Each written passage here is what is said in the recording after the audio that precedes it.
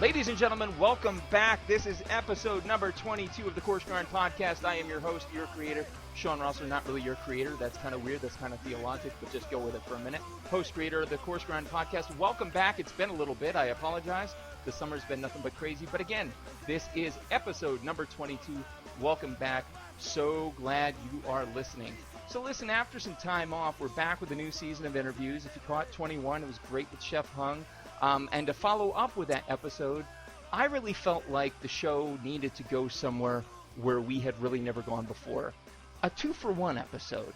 That's right. See, in 21 episodes, one of the things we haven't done is interview two people at the same time. And tonight, that is about to change for a phenomenal reason.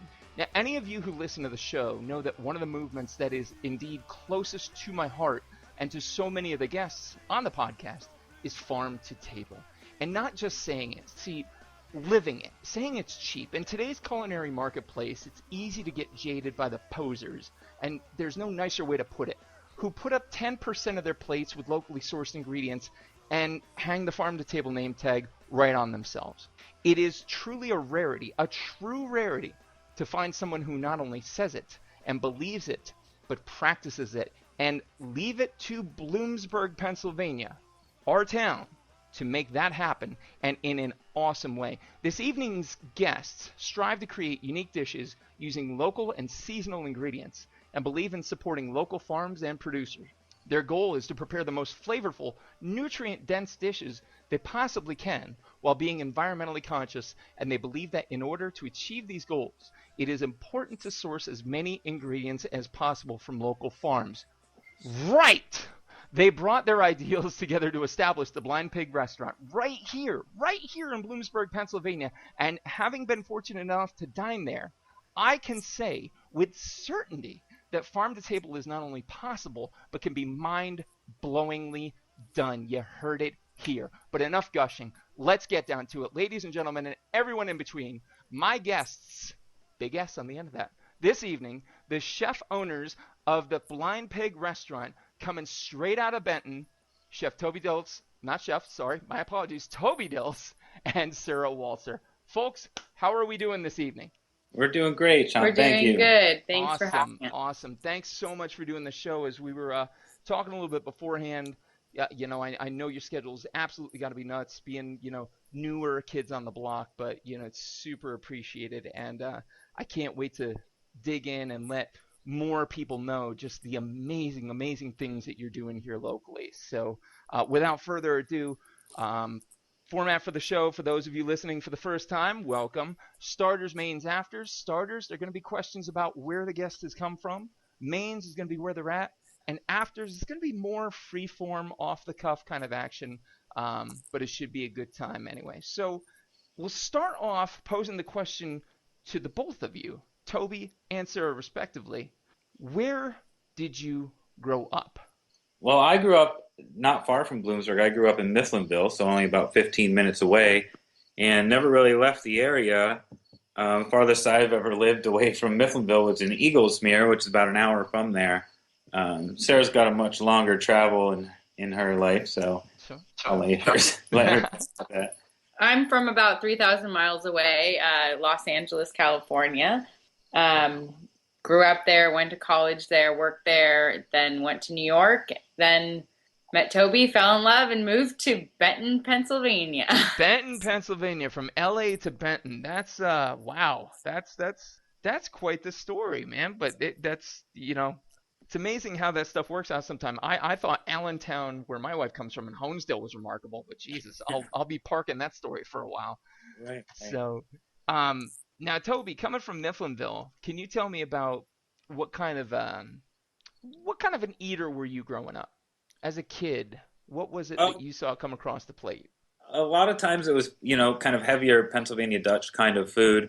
However, in the summertime, we would have a garden, and so I would try to eat steal vegetables from my mother's garden as often as possible. I remember being like 4 or 5 years old, stealing some fresh peas and shelling them behind a bush. I was small enough to kind of hide behind this bush behind our house and eat these fresh peas. And that was my favorite thing to do in the summertime, was kind of steal those vegetables and eat them.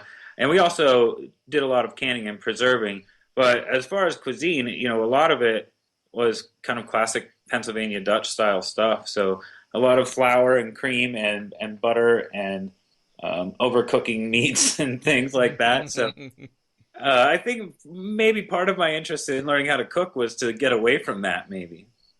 Right on, right on. And I have to ask, only because we've got three sons. How old were you during this pea shelling thieving incident? I How old? was maybe 4 or 5 years old. 4 or 5 years old. I catch my 6-year-old in the pantry lifting chocolate chips. So clearly you were ahead of your game there. Well done, sir. Well Yep. done. Thank you. And Sarah, now going 3,000 miles away, what was your culinary upbringing like?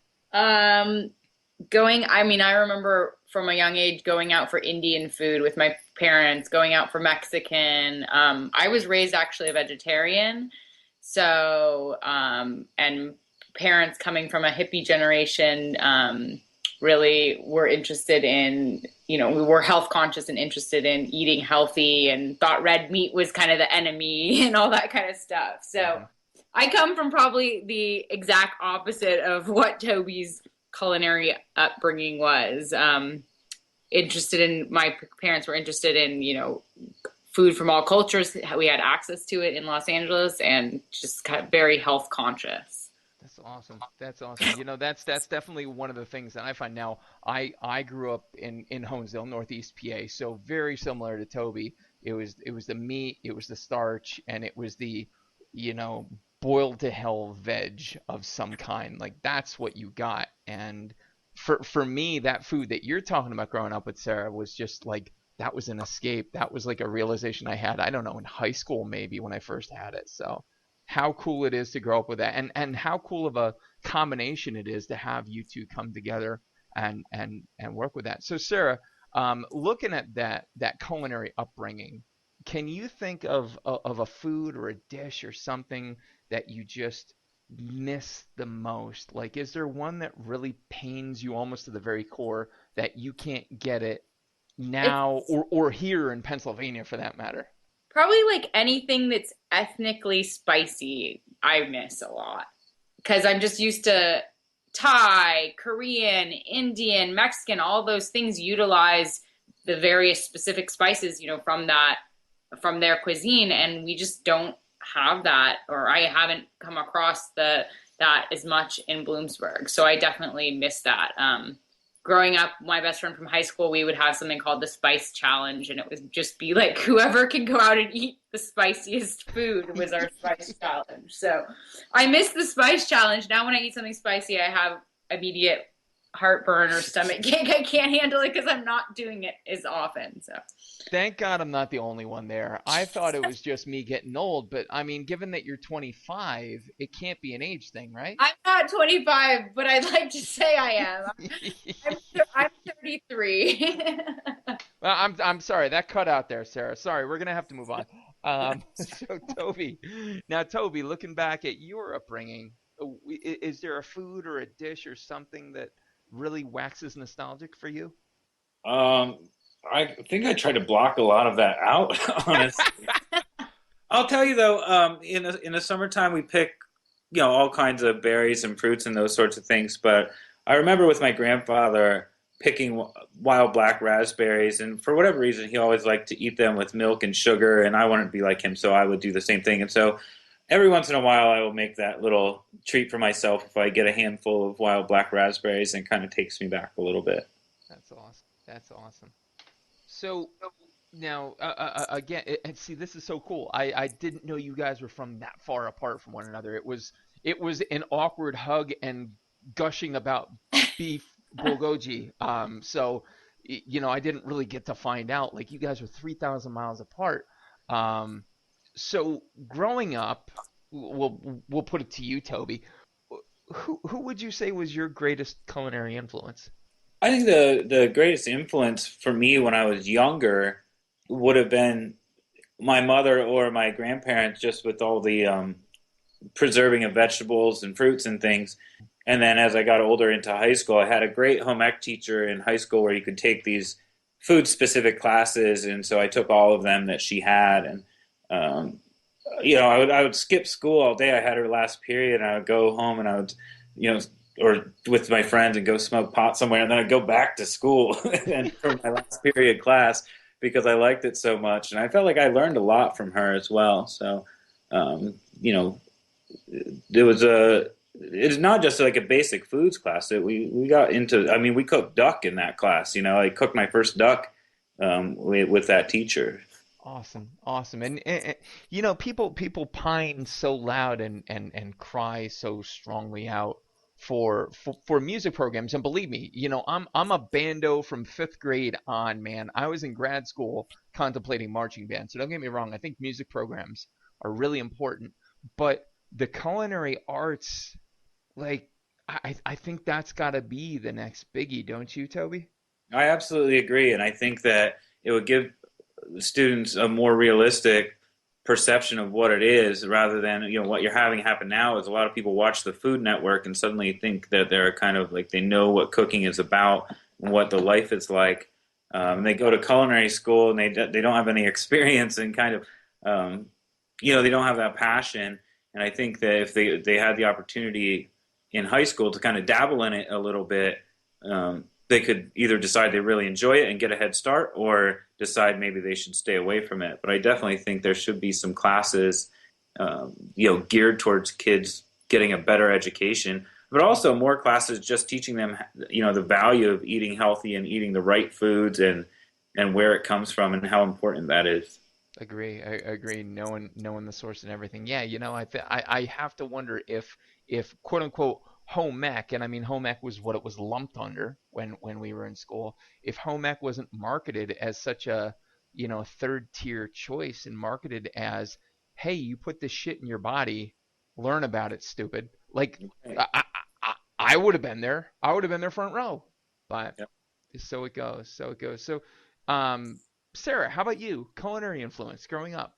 Um, I I don't know. I guess I kind of fell into this restaurant thing with Toby because of our love for food and love for each other. But as a kid, in fifth grade, my next door neighbor had a kind of a private culinary tutor come over and teach us cooking classes, and we made fortune cookies and made our own fortunes and made pasta and made all these things. And now she has a blog and is writing a cookbook, and she's in San Francisco. So it's kind of funny to like look at her and realize we're both in the food world, and I had no idea at that point. I mean, I guess I like food and I like eating different kinds of food, but beyond that, I never thought I would be embarking on a restaurant. So, Yeah. obviously there was a grand plan that I didn't know about, but I always have enjoyed food and creating things. I come from an artistic background, so it's I guess just another avenue for that. And let me just sidestep there and say, artistically, and this is not to gush more about the blind pig in Bloomsburg, Main Street, Bloomsburg, or sorry, not Main Street, Iron Street, 236 in Bloomsburg. Um, it's it's not only beautiful, delicious food, but it is environment, man. When we walked in there, keep in mind the last time that my wife and I were in there, it was an Indian restaurant. So I mean, you really kind of had to jump it to like make that gear shift for me. I couldn't have told you where anything was in the previous iteration. I knew where I was when I walked into your place. So I would imagine, Sarah, you had a strong hand in the design and the layout. Yes? Yeah, definitely. Oh my God, it was. I mean, it was just. It was beautiful and very reminiscent. If you watch A Chef's Life at all, I think you can Netflix that. I know you can Amazon Prime it because I do it all the time. But it's I forget where the restaurant is from, Vivian something or other, but it's a restaurant down south and very reminiscent of just comfortable. Man, I walked in there and I think that night that we ate, there was a farmers meeting of some kind. Um, and my wife and I stayed to finish our bottles of wine so we could listen to that because it felt like it fit so perfectly, so beautifully. And so, I mean, obviously your artistic skills come through. Toby, obviously the food sang to me like a choir of a million angels. Don't get me wrong. But I mean, the environment too, it played out so perfectly. So That's cool. And you know, Sarah, it'd be a real shame if your friend got in contact with me. That's all I'm going to say. Okay, moving on. Now, this fifth question I can actually ask to the both of you since it clearly was a joint venture. That's not a reference to your pot smoking, Toby. But when was the moment? He got it. Thank you for laughing. When was the moment that the two of you realized, like, this is what you were going to do? When food was going to be like what you were going to do together. What was that moment? All right, I'll tell you the moment. So this is going to make it a bigger story suddenly. So Sarah and I met on a website called farmersonly.com. Nice! Right. That's okay. awesome! So I get a flirt from Sarah, and I don't remember exactly which one it was. Do you remember what it said? Like your farmer's tan is sexy. A farmer's tan is sexy, I believe she said. I said something back. And the first statement she asked me one question. You can send like a personal email or a little statement after these kind of generic flirts. And the first thing she asked me was, have you ever made maple bacon? And I thought, there's something special here. And so I obviously asked, do you mean, cure it with maple or cook it after it's cured with maple, which is the obvious question, I believe, because I've done both, and told her that. And so we had kind of a conversation about bacon for a while, and bacon ice cream and all sorts of things bacon. And so I guess from the beginning, the first kind of words she ever typed to me, so to speak, were regarding food. And our whole lives at this point have revolved around food and kind of building up to be self-sustaining along the way, and then kind of realizing that the stars aligned that we could actually do this restaurant and kind of make a life out of growing food, cooking food, and being together. So, it just kind of all happened. Slow down for a minute, Toby. Slow down. Here's something you're being real humble about. The both of you. I could read any celebrity, quote unquote, love story, okay? I could watch any of that shit, and I have never, in my life, I can say in my goddamn life, never heard of a couple falling in love over bacon. That's beautiful, man. That is beautiful. Do you even understand the miracle that is that? We're living that miracle. Dude, that's phenomenal. Maple bacon, no less. Let's clarify there. Yeah. Maple bacon. That is possibly the greatest story I've ever heard. Sorry to all the other 21 guests, one of which was me, one of which was my wife, so whatever. Holy shit. Bacon on farmersonly.com. Yep. And neither of us were farmers at the time. We were both kind of dreaming of a life that didn't exist yet for us, and kind of just searching in various places in the world in order to find that, and happen to be doing it at the same time. And this was still when you were 3,000 miles apart. No, she lived in New York City. I was in New York City. Oh, okay. That was at the New York move. Okay. Still, it's not like you were next door. That's awesome. That might permanently place a grin on my face for a good long time. Maple bacon, farmersonly.com. You heard it here. I mean, how else do you? So you just realize this is going to be the life we do, and you put it together, and sure enough, one of the greatest dining experiences we've had recently. That's incredible. That's the way to do things. So, man, well done. So that's the starter section. That's where, obviously, you folks know it, listeners. You didn't, now you do. Where you came from. Let's talk about where you're at right now, and either of you feel free to answer any of these questions. So, looking at culinary inspiration. I mean, I'm in my mind focusing, Toby. I'm probably looking a little bit more at you at this point. Where would you say you draw your culinary inspiration from the most? Is it a person, a place, a thing? Having dined at your restaurant, the rosemary, it wasn't a gelato, it was an ice cream, right? Remind me, it's been a little bit. Yeah. So, I mean, these are not things that you just get every day. They're not things you expect. But by God, they were amazing. So tell me about the inspiration, where it comes from. I think my inspiration comes from talking to the farmers and hearing about what's going on at their farms and what they're most proud of.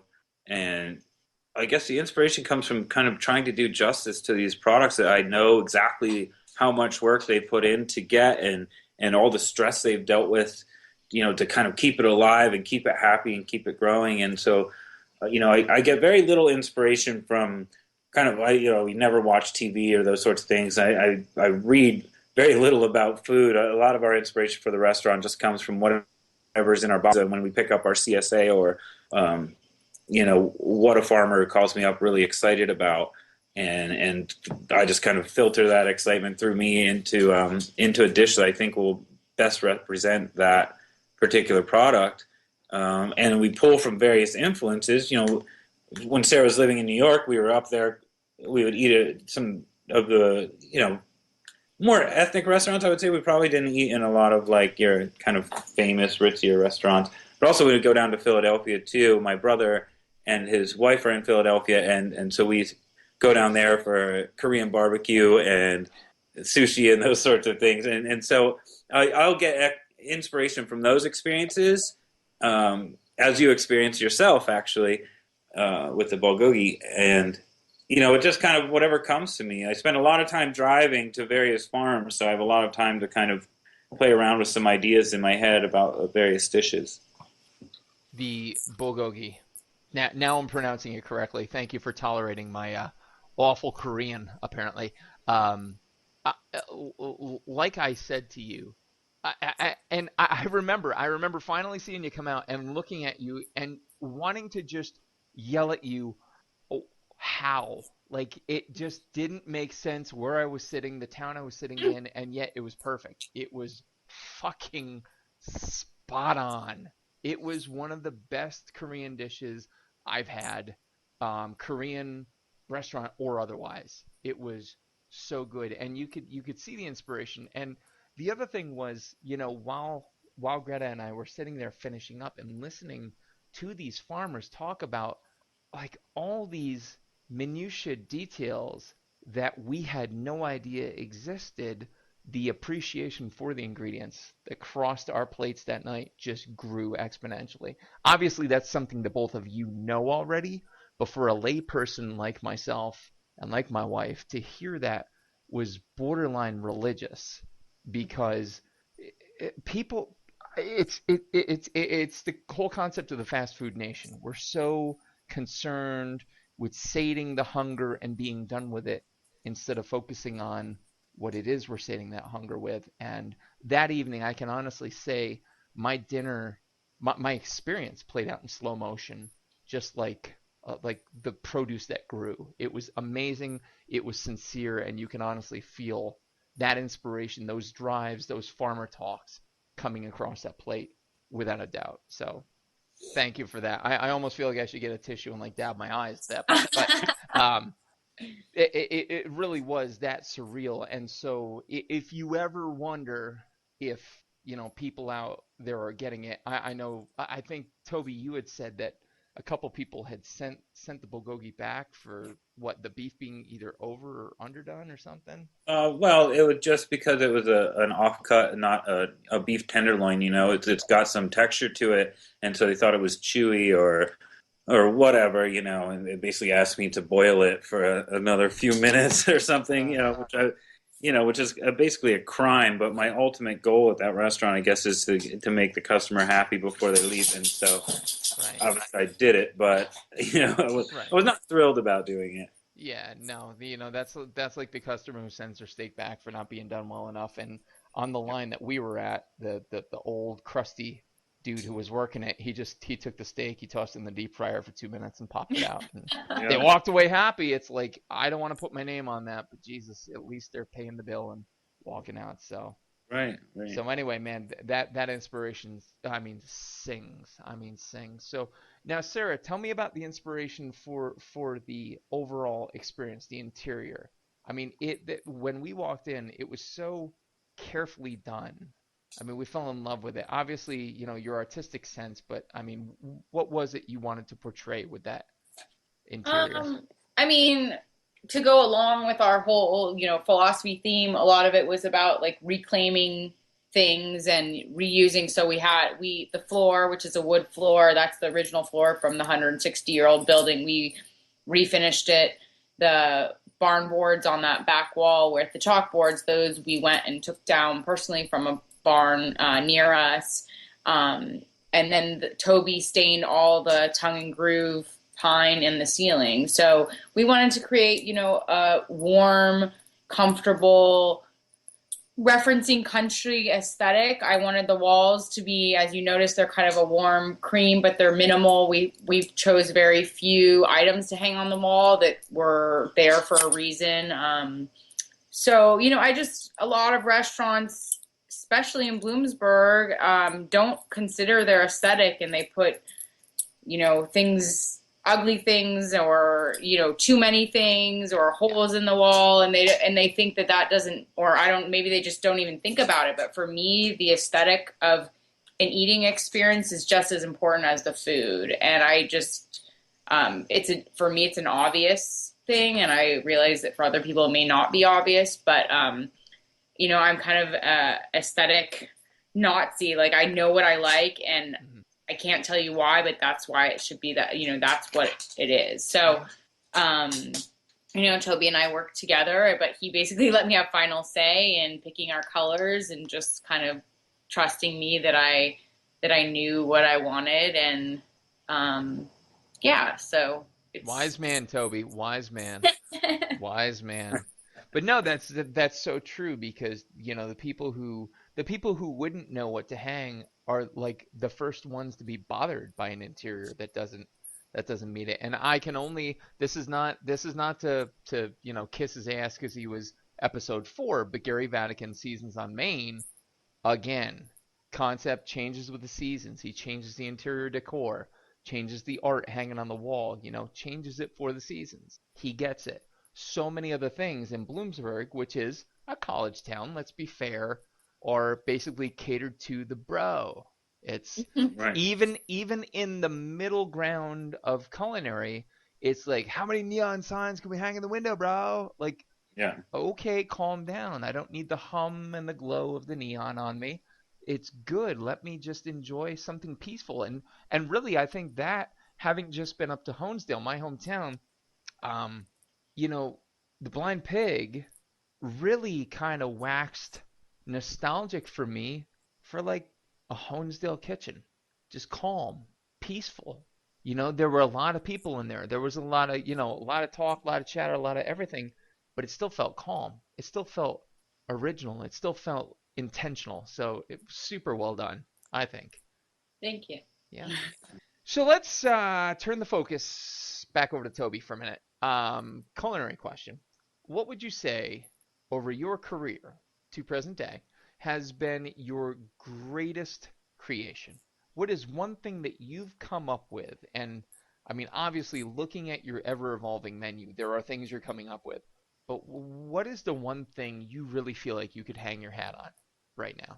Honestly, I have one dish that has stuck out in my mind for a long time that I did for a wine tasting event that visually and texturally and flavor-wise was just, it was spot on. It was perfect, in my opinion, the best dish I've ever come up with. And it was nothing crazy, nothing special. It was basically a deconstructed minestrone soup, but I had this perfectly clarified chicken consomme, and I made a vegetable terrine. I had some little fava beans in the bowl, and we poured the consomme over the terrine and the fava beans and some sun-dried tomatoes and a bouquet garni. And it was the perfect dish in my mind as far as everything I've ever done, except for the couple of guys that were like eating the bouquet garni, like full sprigs of rosemary. It kind of like ruined it a little bit for me, but the rest of them got it, and it was good. It was, you kind of broke apart the terrine, and suddenly you had this whole soup with all these little chunks of great vegetables and things in there. And so I've always been very proud of that dish, and kind of, look back at that time and think that I'm kind of impressed with myself. It's one of my favorite dishes I've ever done, because it took simple foods, made them very elegant, but not over the top with presentation. One thing I can't stand is, people putting a whole sprig of rosemary on a dish where it's a garnish, but the rosemary doesn't go with the flavors of the dish at all. In that particular instance, all of my herbs were meant to kind of, you get an aroma as well as a little bit of the flavor in the consommé.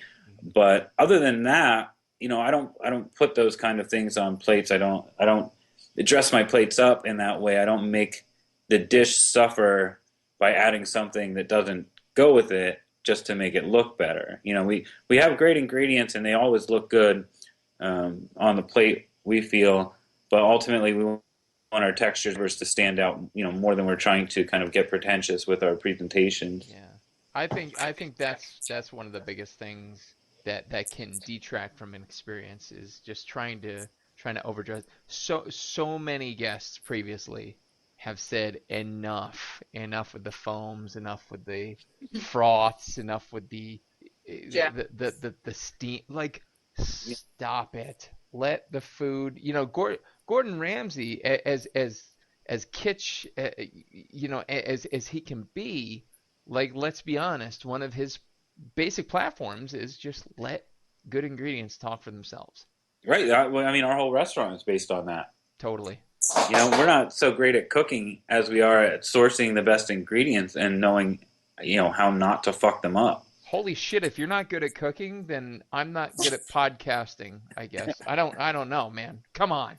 Let's not sell that short. That beef, I still dream of it. Honest to God, I still do. You talk to Greta. Well, it won't shut up about the beef. We get it. Sorry, she's going to listen to this and be like, did you do my voice again on the air? Yeah, I did. Okay. So let's go to the other side of the fence, though, because for every superhero's got a super villain. Can you think of one time in your career that you made something that you just looked at and went, what the fuck? I can think of 2 times. I'll take two. Okay, so one time I was kind of an up-and-coming cook at a restaurant called Russell's in Bloomsburg, which is no longer there. Mm-hmm. But at one time, and that time was when I was working there, it was a great restaurant. And so I was trying to kind of make a name for myself and be the fastest one at all these different prep jobs and kind of be the hero type to work my way up, And so they had a raspberry cream cheese pie dish that was a dessert, and it was a graduation night, and somebody had forgotten to make them in the morning, so they needed someone to do it at night. And I volunteered to do it because I convinced them that I would be faster than anyone else. And I went down into the basement, is where you made those sorts of things, and I made 13 pies in record time, faster than anyone there has ever made them. And by the time we had our first order, they were already chilled and ready to go out. And the first waitress came back and said, "This pie tastes salty." Oh, shit. And instead of like the 70 cups of sugar that would go into 13 of those, 70 cups of salt. Oh my God, no! Yeah, it was terrible. It was the biggest hit to my ego, and probably appropriately timed. I needed something like that at that time, I guess. And so, that was kind of tough. That was a tough hit to take after gloating about how fast I was and everybody praising how quick I had done it and how nice they looked and everything. You can't take salt out of a raspberry cream cheese pie. And all 15 were salt? All 13 were loaded with salt. Oh, no. Oh, my God. We had huge bins of salt and huge bins of sugar, and I opened the wrong one and just kept going. So, that was easily my biggest disappointment. And then there was another time in my life where I was doing some wine tasting events, and I had come up with a dish that worked at the wine tasting event. So I went to, the Taming of the Brews event in Bloomsburg and I recreated it. And it was kind of a deconstructed lobster Benedict thing where I did a lobster cake, and then I did this is when I was kind of falling more into this molecular gastronomy type of thing. Even though it wasn't my strong suit or what I felt comfortable with. I did a butter and toast emulsion as the kind of faux hollandaise. I had a head cheese instead of the ham. The head cheese was excellent, actually. And then I did this little thing. It looked like an egg, but it was actually a coconut milk that was thickened with some gelatin, and then a mango that I made little yolks with, and everything looked beautiful until the room got to about 70 degrees, and they just melted everywhere and looked like. Yeah. Oh no. And I'd won best restaurant 2 years in a row before that, and so I felt kind of invincible, and so that I took a little bit of a hit to my ego at that point as well, and that's Oh, one of those dishes that kind of made me realize that that's not what I'm good at, and I don't even believe in it. I think I think you get great ingredients, keep your preparation simple, and you let the food speak for itself, and so I got back into that and feel a lot stronger as a cook or chef or whatever you call it. Chefing, I guess. I'm sitting here. I had my head in my hands for you for the cheesecake. Yeah, Holy that's shit. tough. I mean, because Russell's, that's, we had a rehearsal dinner there. That's where I proposed to my wife, for God's sakes. Yeah, Um, I went to prom. My prom dinner was at Russell's. I remember. Yeah. oh my God, dude. That is possibly the saddest thing I've ever heard. Yeah, Oh my God. it was terrible. I mean, I'm sure after the fact, knowing Maria and Russell, they probably had a little bit of a laugh about it later, just not at the time. Ah, yeah, it was probably a while later, like after I was not working there anymore. Oh no But shit, they held yeah, on to it. Russ was not too happy with me about that. No, I could imagine. I could Yeah, imagine. I can't blame him for it. No, no, that's a pretty big bone right there. Yeah. So let me ask now, shifting gears a little bit, still the current day, to the both of you. What do you think? And I mean, if you have a different opinion, fire away the both of you. What do you think currently, where we're at right now, is gonna be the next big thing? I think I'm gonna take farm to table away as the answer. A lot of people, a lot of guests have given that. But I think you and Dyeberry Forks and Honesdale and a couple other places that I know of are evidence that it's definitely taken hold and people give a shit right now. What do you think the next big thing is going to be? Is there a trend? Is there something coming down the line that you feel like is going to take hold? And if so, what? Well, I do know that a lot of the tools for molecular gastronomy are getting cheaper and more affordable, even for home use, like immersion circulators, I know for a fact are getting cheaper. And so I think, honestly, people will probably, once those hit the market at like less than $200, I think there will be a lot of kind of pre-made sous vide dinners available, and because it's so easy, I think that'll become a household thing, and I think that a lot less people will be going out. I think that there'll be kind of a first level of kind of standard dinners that are not essentially that much different than those old like boiled in the bag frozen like turkey gravy shit things or whatever they are. Oh It'll God, yeah, be, yeah. but I think it'll start out like that, and probably with like fettuccine alfredos and things like that. But expand to more and more interesting things. And I think that less people will go out to restaurants. I mean, these cheap kind of home versions of immersion circulators means you can kind of have a meal for your family ready, and it can be a lot more interesting, or have guests over, and you don't really have to screw around. So I think that that's going to detract from restaurants. But I can, I've read some things online, and it looks like, soon enough you'll be able to buy the circulator, water bath, everything, all one kind of unit that sit on your counter next to your microwave, which was the last big home cooking kind of technology thing. And then this is I think that's what it's gonna be. If it's not, I think people enjoy locally sourced foods, and I think it's almost going to be one of those things that it's kind of a standard if you go to a restaurant in a few years. If they're making their food from scratch, it will be hopefully locally sourced, ideally. But something tells me that, to be honest, the American public, at least 50% of them, or maybe even a little more, are pretty lazy or unwilling to kind of teach themselves. So it's just easy to kind of open this thing, throw it in a bin of water, and turn it on, and in an hour, serve your family spaghetti and meatballs that you didn't really have to deal with.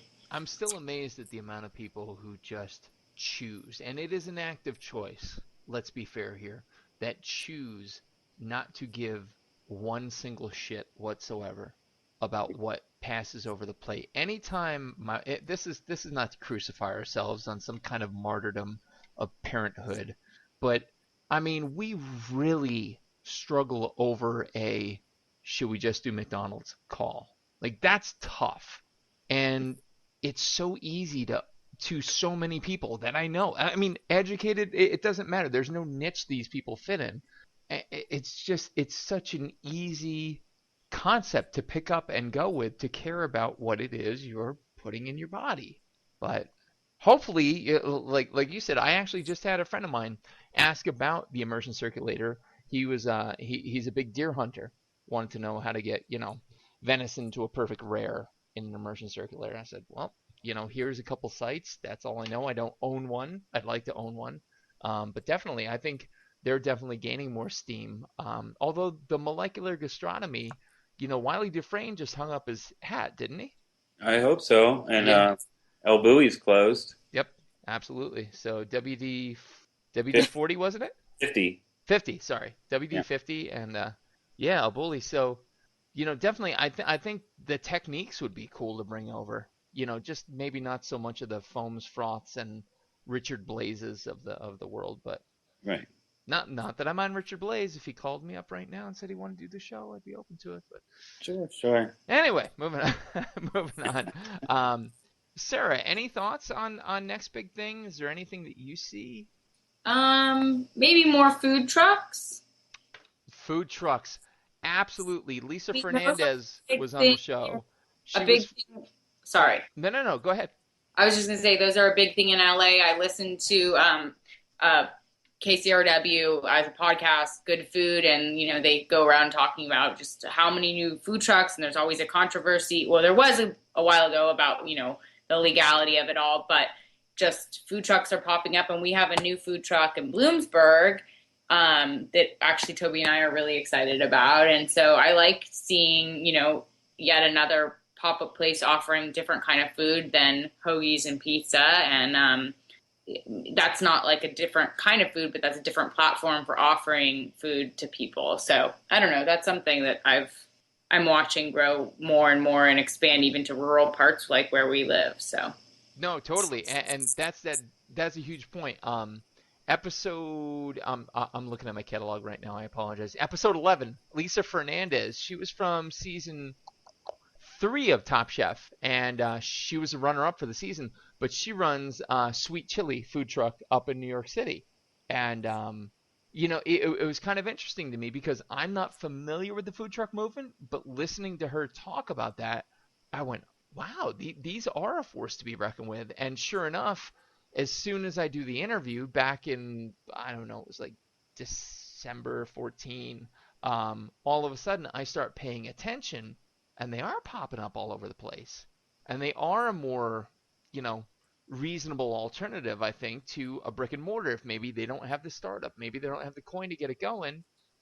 What a cool idea. So yeah, I think food trucks for sure are on the uptick. What is that food truck in Bloomsburg, Sarah? it's called Sack Lunches. And it's Steven, Abe, and Corey. Ah, I see what they did there. And I think they're all formerly from the Turkey Hill Brew Pub, I believe. And I know they park, I think it's Tuesday and Wednesdays around lunchtime, 11 to 1-ish, behind, well, the parking lot wide where we are. So between Iron Street and Center Street, I believe. Mm-hmm. And then they're at some various other places. And they're also going to be at the Forks Farm Market the second and fourth Saturday a month. So they do really great stuff. It has kind of a, I don't know if you can say Tex-Mex flair, but they make a lot of salsas. They use a lot of peppers and just different kinds of meats. And they're passionate about using local whenever they can. And everything I've had there has been just gives me a smile because it reminds me of eating out a taco truck in LA. And I'm just always thankful that there's a place I can eat at that just makes me happy for lunch. So they're great. They're really great. It's worth venturing out there and talking to them and tasting something they have. So yeah, for sure. And what has their traffic been like? Have you seen a lot of lines? A lot of good? Well, not like we'd like to see. I mean, we've kind of been helping them out. We kind of gave them our spot that we had at the Forks Farmers Market just to help them kind of get some more, so get their name out there a little more and access more people. And also because we were so busy, we couldn't do it ourselves. But, I would like to see them a lot busier than they are, and I do see some lines over there occasionally, but not like they should be for the quality of the food versus every other option in Bloomsburg at that time of day. It's unparalleled. They've easily got the best stuff, and so we try to support them as much as possible and tell as many folks as we can about them, to keep them around.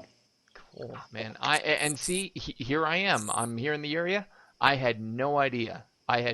So I've definitely got to check that out. And you mentioned Forks Farms, amazing, amazing farm. We've got a special spot in our heart for Miss Todd, because Miss Todd has worked with not just one but two of our boys for physical therapy. So she's a saint. I don't care. I've met really good people before. I've never met a person as good as Todd Hopkins. So what a cool place Forks Farm is. How many people who have met Todd have met better, more perfect humans than Todd? No, and it's borderline annoying. I'll admit it. Come on, stop being so nice. But anyway, moving on. Yeah, we're very lucky to have them 10-minute drive from where we live. So for sure. So those are the next big things, and I think that's awesome. Immersion, food trucks, molecular without the trendiness of molecular. I think those are awesome. Is there something going on now in the food world? And I'll start with you, Sarah. Is there something going on now that you just wish would just piss off and die? Is there a trend in I have food? no idea. My only connection to the food world is going to eat in Philly or New York, maybe once every 3 months. Yeah. And maybe following farms and some restaurants on Instagram. I really don't know what's trendy in the food world. I'm sorry to say. That's good. No, stay there. It's probably better there. I assure you. Toby, what do you think, bud? I don't know that I would say there's any trend specifically that I'm seeing anywhere. I'm kind of happy that the restaurants that were doing strictly molecular gastronomy and kind of shock value things are kind of dying off. I'm happy to kind of see that go. As far as food goes, it seems like, I'm tired of people stuffing shit into pretzels or selling stuffed pretzels or, anything to do with pretzels. I'm over hot pretzels in its various forms right now. Also hearing salted caramel and, that's so 2012 or whatever that, move on, use some herbs in your caramel or something like that. Right. I hear you. No, so salted caramel, I love it. Don't get me wrong, I love the flavor, but I don't need to see it in my Weiss ice cream or something like that. When it goes to the store brand ice cream, it's overstayed its welcome. Exactly. That's exactly what I'm saying. Yeah. Time to go. So now career-wise, this is a both of you question. Career-wise, obviously, awesome gig going on, really picking up steam, awesome place. What is going to be let's call it 5-year plan? What's it going to be? I think that we probably are just going to kind of see how we feel. We kind of worked our way into this by just kind of making emotional decisions. I was telling Sarah about how I heard that the guy that owned the building was thinking about retiring from the Indian restaurant, and so it'd be cool to talk to him about it. And then Sarah was just kind of frustrated at not being able to find a lot of work around here, and so she just went down and talked to him. And so I think that life has taken us in a pretty good direction by kind of not forcing it in any one way and just kind of letting it happen. So we're pretty resistant to planning too far ahead and kind of pigeonholing ourselves into a situation. We're getting married next fall. Woo! Congrats. Thank you. And so that's about as far ahead as we're going to plan. And then we don't know. We'll see. We'll see what life brings us. That's awesome. That's the way to be. And I mean, you've got that in front of you. Just enjoy the success that is so rightfully yours with that restaurant that you've got going on right now. So awesome. So those are the mains. Now, last group of questions, perhaps the weirdest group of questions, the afters, a little bit out of the box. No one's ever been injured, harmed, hurt, or otherwise dismembered by them, I assure you. So without further ado, I'm standing in your kitchen, professionally or at home, you can pick. What music and or sounds am I hearing? Well, if it's at the restaurant or at home, there's a huge chance the Grateful Dead are playing. Um, or depending if we're feeling like a little more laid back, like maybe like Leonard Cohen or something like that. And then also bluegrass, constantly bluegrass as Love well. bluegrass. Um, Nice. and then, at our house, you would hear chickens in the background and maybe pigs doing something and the dogs barking and us laughing, birds singing, all the perfect sounds of the world. God damn, that's like a painting. Nice. Nicely done. Nicely done.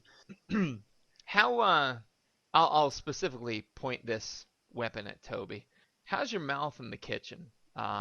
Use the moving rating scale if you need to. What would you I would say? say, well, no, here's what it is. I think that we made a lot of plans when we opened this restaurant. Before we opened this restaurant, a year and a half of planning went into this before we even started our lease. So we had a pretty good idea of what we were facing, and we took a lot of steps to kind of stop problems before they ever happen that happen in typical kitchens. So while I would say that my language is probably offensive to most, it is not like the typical chef, who's pissed off at his cooks for screwing up. It's more just like the other cook that works with me and myself just making funny jokes to each other, or me telling him to fuck off or him telling me to fuck off, but depending on who's plating the dish and who's giving their opinion of the plating of the dish. So it's never an angry thing. I've never been an angry kind of kitchen manager type person, but I would definitely say it's not like children should not be around this situation. Absolutely. It's truly one of the last bastions of truly free speech. When we say free speech, I mean it's pretty much anything goes. Would you agree? Oh yeah, I would say there's nothing off limits. Sarah was just, I mean, Sarah gets involved in this as well. Sarah's got a mouth like a sailor. Oh, Got a very tight knit little family there. I've known my sous chef, so to speak, since second grade. We graduated high school together, so there's a lot of kind of back and forth in a jovial manner, and kind of a no holds barred situation where we don't have to pretend. We can kind of fuck with each other pretty hard, and nobody's feelings get hurt. very nice. Very At least I nice. don't think so. I don't know. Maybe I hope not. Do you have a favorite go-to? Like, do you have a favorite go-to word or phrase, or is it pretty much just an amalgamation of everything? Yeah, here's what it is. Ready for this one? Yeah. It's gonna get pretty catchy, pretty trendy. People will be saying it all over the world soon. All right. But Can I make a T-shirt out of it? That's what I want to know. Yeah. you can. You gotta watch where you wear it. But Okay. you want to tell them what it is, Sarah? Do it. Oink, oink, motherfuckers. Oink, oink, motherfucker. I hear bumper sticker. That's what I'm saying. It's perfect, right? Oink, oink, motherfucker. I mean, listen, I can wear my Coarse Grind podcast T-shirts available through Facebook, wherever. Oink, oink, motherfucker. I might have to pick my audience. Right. Just gonna say, but I do say you need those bumper stickers in your restaurant right now. Sure. I know. I might just out of the kindness of my own heart make you the first 100 and see where it goes. Holy shit. Oink oink motherfucker, blind pig, Bloomsburg. How do you deny that? That's Yeah, perfect. I don't even know how anyone could get mad at that. Hey, the oink oink diffuses any potential offense that could happen. Right.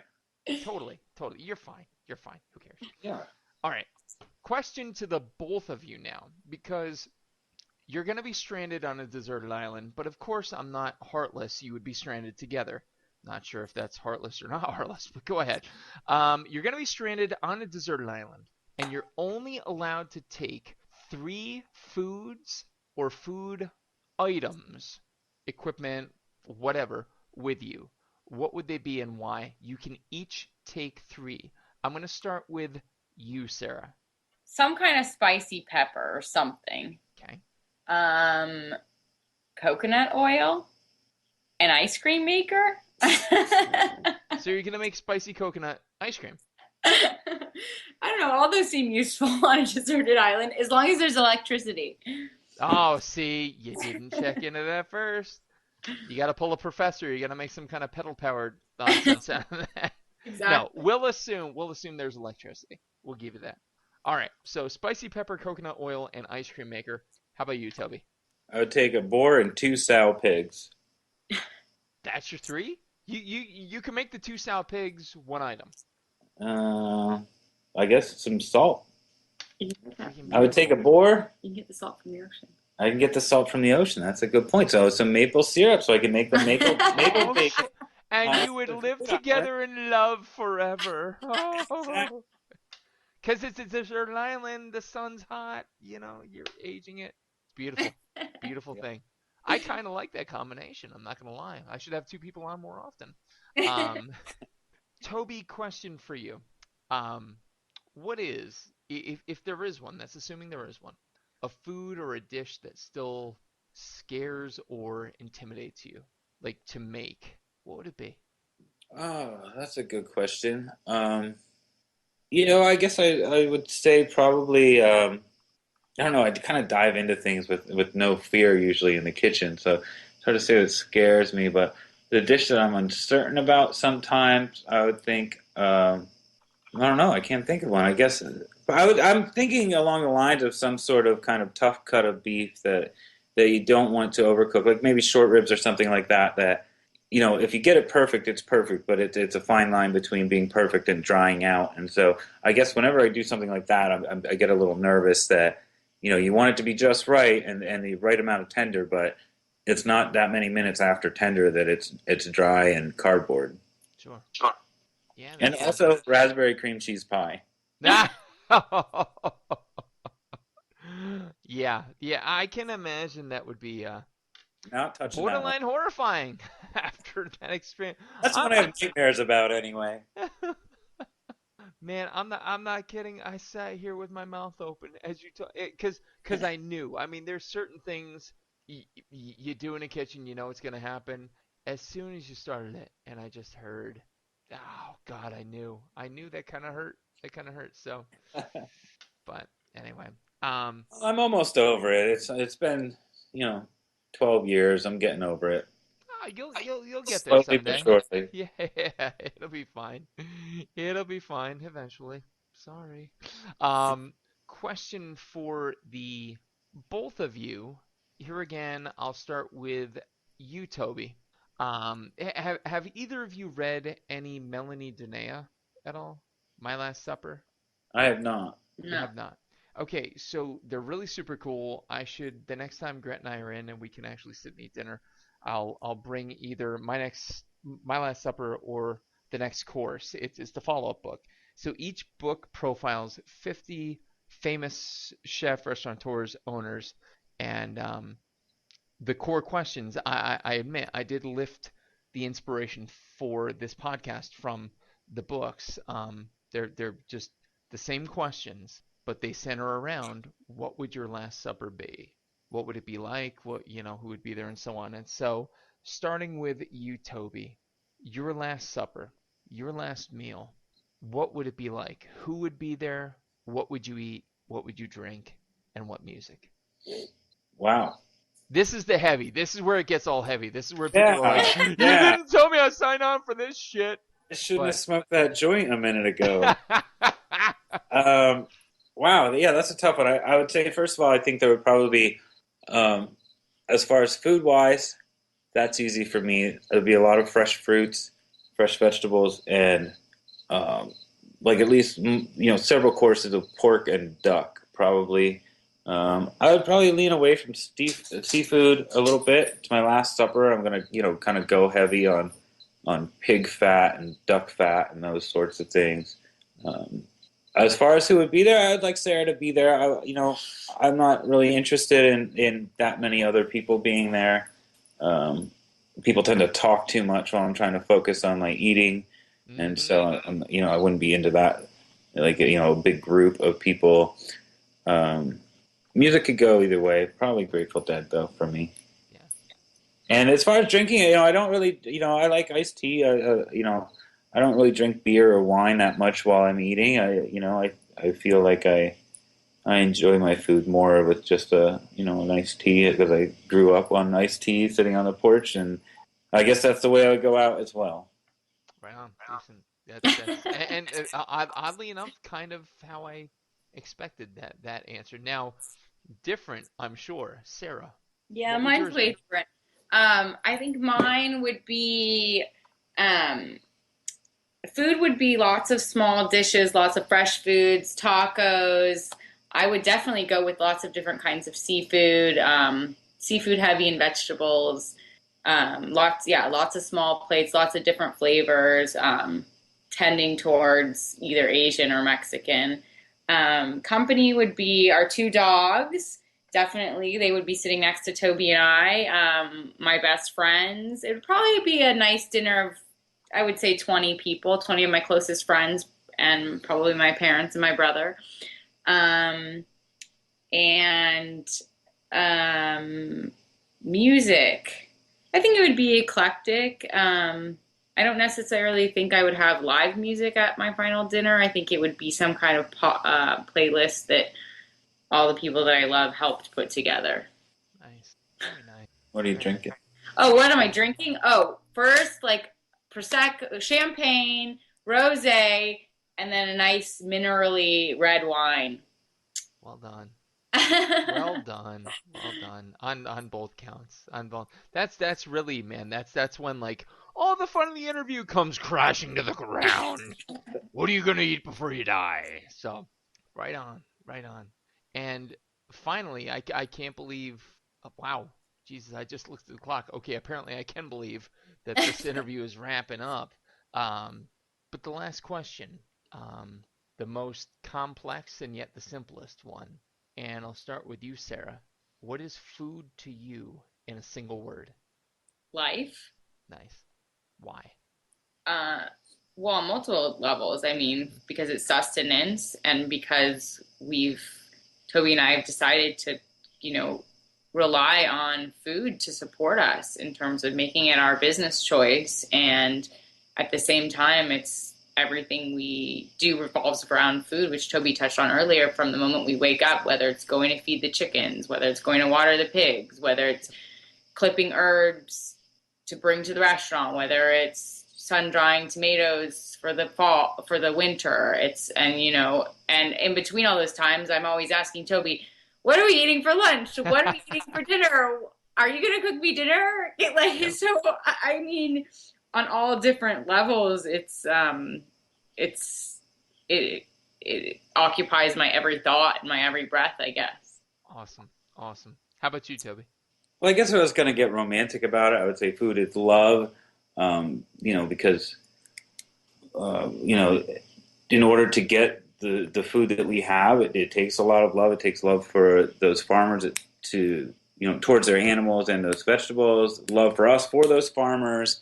Love for us between ourselves and our own animals that we grow here, and our vegetables and our dogs and our family that we're sharing those meals with, and all of those sorts of things. And also, it equates to what life is about for us. So, and our life is kind of about love and love for animals and plants, and so we get to enjoy kind of the spoils after we take good care of these pigs that are down in our swamp right now, and our chickens out in the yard, and our vegetables in our garden. And so it's this kind of a circle of love coming, going out and coming back in, and a little bit of the old in out Clockwork Orange style, I guess. Oh my God! He references Clockwork Orange in the last minute of the game. Well done. Yeah, no, that's totally. I follow you completely. So, man, well, listen, guys.